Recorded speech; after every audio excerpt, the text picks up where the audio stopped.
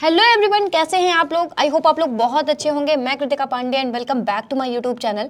तो आज मैं आपको बताने वाली हूँ टैली प्राइम में एक ऐसी मज़ेदार ट्रिक के बारे में जो आपको बनाएगी बहुत ज़्यादा स्मार्ट।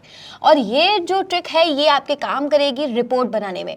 तो टैली प्राइम में जब भी आपको कभी कोई ऐसी ज़रूरत पड़ जाती है कि अगर आपको दो या दो से ज़्यादा रिपोर्ट्स को अगर कंपेयर करना पड़ रहा है और उस कंपेयर के बाद में आपको उसी की एक फाइनल रिपोर्ट प्रिंट करके निकालनी है, तो ये आपके लिए बिल्कुल भी अब मुश्किल नहीं होगा। आप इसे ईजिली कर सकते हैं। बेसिकली होता क्या है कि अगर हमारा बॉस हमसे बोल देता है कि हमें जनवरी, फरवरी, मार्च, अप्रैल सबकी रिपोर्ट जो है वो हमें एक कंपेयर में चाहिए, जिसमें मतलब एक ही रिपोर्ट में जनवरी की भी, फरवरी की भी, मार्च की भी और अप्रैल की भी सारी हमें रिपोर्ट दिखाई दे, या फिर एक फाइनेंशियल ईयर की एक साथ, एक फाइनेंशियल ईयर की एक साथ अगर उन दोनों को हमें कंपेयर करना पड़े।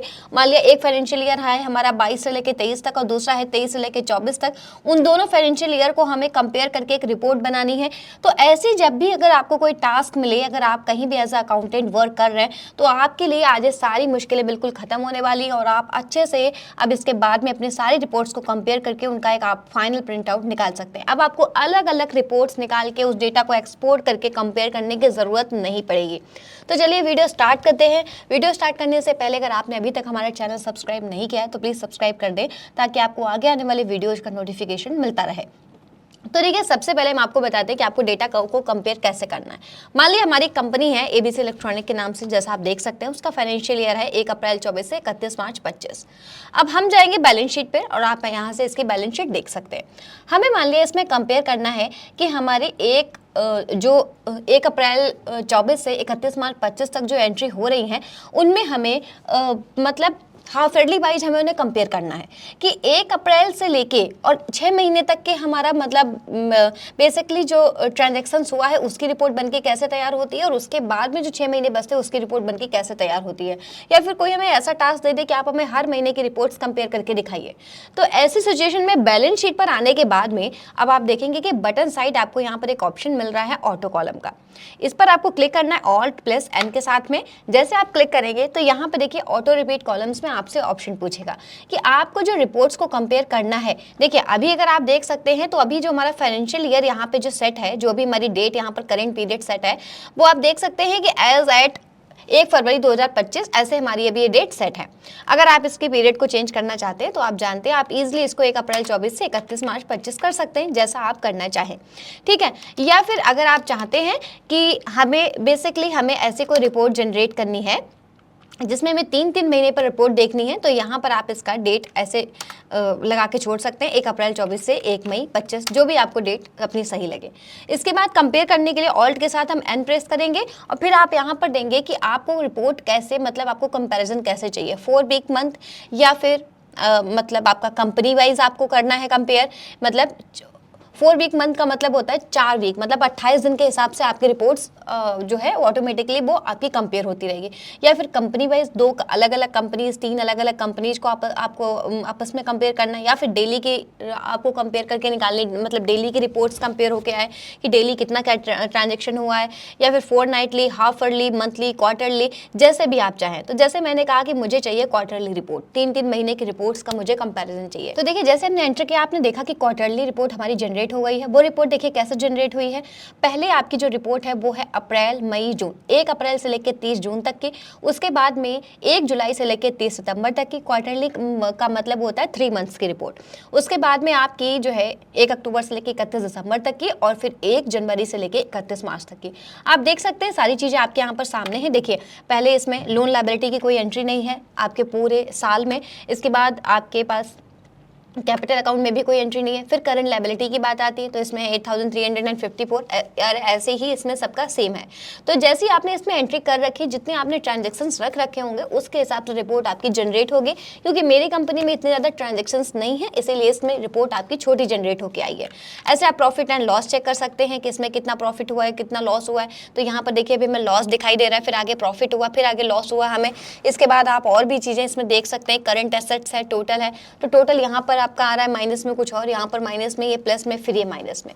तो इस तरीके से आपकी रिपोर्ट जो है वो क्वार्टरली जनरेट होकर आ जाएगी। अब आपको जैसे भी चाहिए आप उसे ऐसे यहाँ पर ऑटो कॉलम का यूज कर सकते हैं। अगर आपको किसी भी कॉलम को डिलीट करना है तो उस कॉलम पर आने के बाद आप ऑल्ट के साथ डी प्रेस करेंगे तो ये डिलीट भी हो जाएगा। फिर डिलीट प्रेस किया, आपने देखा वो कॉलम हमारा चला गया। इसी तरीके से हमने इसे भी डिलीट करना है, इसे भी डिलीट कर दिया, इसे भी डिलीट करना है, इसे भी डिलीट कर दिया, और फिर हमारा फाइनल जो है वो बच गया। यहाँ से हम अपनी फिर से एक बार यहाँ पर डेट सेट कर लेते हैं 1 अप्रैल से लेके और 31 मई तक की। ठीक है, जैसे आप यहाँ पर 31 कितनी सेट करनी है, मई तक की, या फिर हम यहाँ पर डेट सेट कर सकते हैं 1 अप्रैल से लेके 1 मई तक की। अब बात आती है वापस से आप ऑटो कॉलम पर जाके यहाँ पर कंपनी वाइज भी अपना कर सकते हैं। जैसे मान लिया आपने देखा कि हमारे पास अभी यहाँ पर देखिए 2 कंपनी ओपन है, एक एबीसी इलेक्ट्रॉनिक की, एक जीएसटी असाइनमेंट की। हमें इन दोनों कंपनीज को क्या करना है, इन दोनों कंपनीज को हमें कंपेयर करना है पूरे साल के हिसाब से। बैलेंस शीट पर आने के बाद में जो अभी आपकी करंट कंपनी है, इसका पहले अगर आपको पूरे साल का देखना है, देखिए आप पहले यहाँ पर अपने वो पीरियड सेट कर लेंगे जिस पीरियड का आपको कंपेयर करना है। तो मैंने कहा मुझे पूरे साल के हिसाब से कंपेयर करना है, तो हम यहाँ पर दे देंगे 1 अप्रैल से लेकर 31 मार्च तक का। एक कंपनी का हो गया हमारा।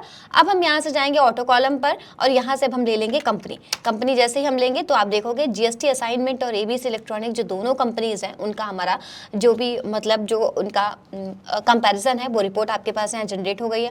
कोई भी रिपोर्ट जनरेट करने के बाद आप उसे प्रिंट भी कर सकते हैं, आप ऑल्ट के साथ पी प्रेस करके इसे प्रिंट भी कर सकते हैं।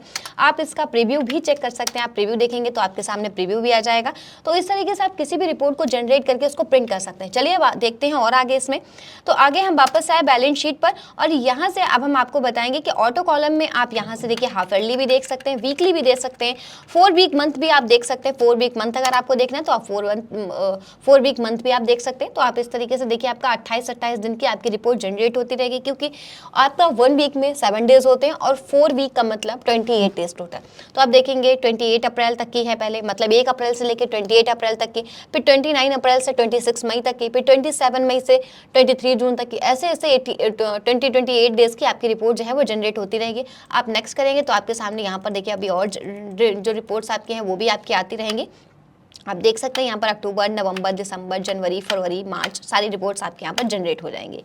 ठीक है, इन्हें भी अगर आप प्रिंट करना चाहते हैं तो आप ऑल्ट के साथ पी प्रेस करेंगे, देन आप इनका यहाँ पर भी प्रीव्यू चेक कर सकते हैं। ठीक, तो अभी आपका ये मतलब एक ही पेज में सारा नहीं आ रहा है, इसको आप अपने अकॉर्डिंग अपना जो भी हो वो आप सेट कर लीजिएगा। अब बाद में बात आती है इसके बाद में कि अगर आपका कभी ऐसा है कि आपको अपना कोई पीरियड खुद से देके अगर आपको रिपोर्ट जनरेट करनी है किसी की, तो आप ऑल्ट के साथ सी प्रेस करके आप अपना भी कोई खुद का भी आप यहाँ पर पीरियड जनरेट कर सकते हैं। जैसे मान लिया मैंने ऑल्ट के साथ एन प्रेस किया, इसके बाद मान लिया मैंने यहाँ पर 4 वीक मंथ अपना लगा रखा है, तो मैंने यहाँ पर लगा लिया 4 वीक मंथ, या फिर मैंने यहाँ पर लगा दिया कंपनी। इसके बाद आप न्यू कॉलम पर जब क्लिक करेंगे ऑल्ट के साथ सी प्रेस करते हुए, तो आप यहाँ से इसका पीरियड वगैरह देखिए, आप अपना नया कॉलम खुद का भी जनरेट कर सकते हैं कि हमें किस डेट से लेके किस डेट तक का देना है, किस कंपनी का देना है। तो जैसे हमने कंपनी दिया तो आपने देखा 1 फरवरी 25 जो इसकी डेट लगी हुई थी उसी के अकॉर्डिंग आपकी यहाँ पर रिपोर्ट जनरेट हो गई है। पर न्यू कॉलम पर जब हमने क्लिक किया तो यहाँ पर हमने अपनी कंपनी चूज कर ली कि हमें एबीसी इलेक्ट्रॉनिक की चाहिए या जीएसटी असाइनमेंट की चाहिए। तो जैसे मैंने लिया जीएसटी असाइनमेंट, अब मैंने यहाँ से डेट दी 1 अप्रैल 24 से लेके और हमें 1 जून 24 तक की इसकी रिपोर्ट चाहिए। डिफॉल्ट ले लिया यहाँ पर मेथड ऑफ स्टॉक वैल्यूएशन में, और type of value to show, आपको कौन सी वैल्यू चाहिए, एक्चुअल चाहिए, actual with post dated entry चाहिए, सिर्फ पोस्ट डेटेड चाहिए। जैसे मैंने लिया एक्चुअल, उसे मैंने एंटर कर दिया। तो जैसे हमने एंटर किया आपने देखा कि जैसा हमने यहाँ पर पीरियड इसका दिया था 1 अप्रैल से लेकर 1 जून तक का, तो वो आप देख रहे हैं कि आपको 3rd नंबर पर वो रिपोर्ट भी आपकी यहाँ पर जनरेट हो जाएगी। इस तरीके से न्यू कॉलम का यूज करके आप अपने खुद के भी कॉलम्स बना सकते हैं और बाकी आप पुराने कॉलम्स को यूज कर सकते हैं।